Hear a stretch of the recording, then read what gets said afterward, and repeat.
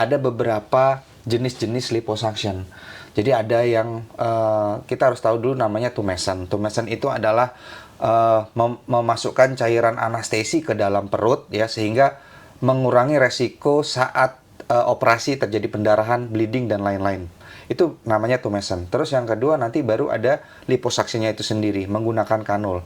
Kanulnya sendiri juga sebenarnya banyak macamnya. Ada yang manual. Manual itu kalau zaman dulu ya sampai sekarang juga masih dipakai. Jadi setelah dimasukkan tumescent cairan anestesi, terus dilakukan manual liposuction, diambil itu menggunakan teknik kanulnya maju mundur gitu ya, sehingga terus diambil. Itu menggunakan manual. Yang kedua ada menggunakan alat-alat seperti ultrasound.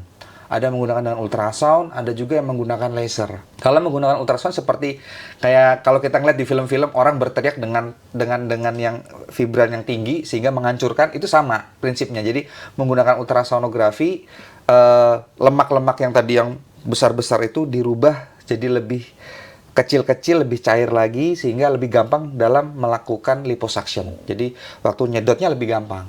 Terus yang satunya lagi ada yang menggunakan laser. Jadi menggunakan laser, jadi sekaligus menghancurkan, lasernya tadi menghancurkan lemak, sekaligus ada buat skin tightening. Jadi sekaligus kulitnya biar tidak terlalu kopong istilah. Jadi jadi gampangnya ini, begitu ada lemak diambil kan hilang tuh Mbak, hilang. Nah, terus kulitnya ini kan kayak ngapung gitu. Nah, si laser tadi itu adalah tujuannya selain menghentikan pendarahan secara cepat juga, dia biar lebih cepat kepres sama sisi bagian bawahnya.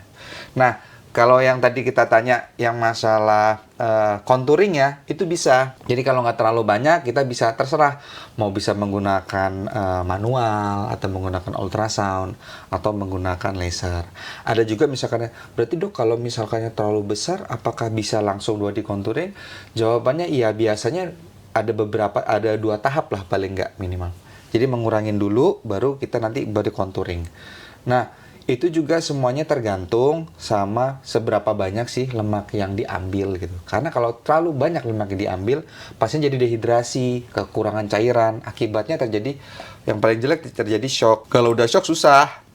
Jadi makanya kalau liposuction itu seyogyanya dikerjakan di tempat yang memang aman dalam tanda kutip, mungkin di rumah sakit ya. Kalau di klinik pun mungkin klinik yang sudah terverifikasi, artinya udah klinik utama yang ada dokter anestesinya ya, dan juga dikerjakan oleh orang yang tepat. Download Tribun X sekarang, menghadirkan lokal menjadi Indonesia.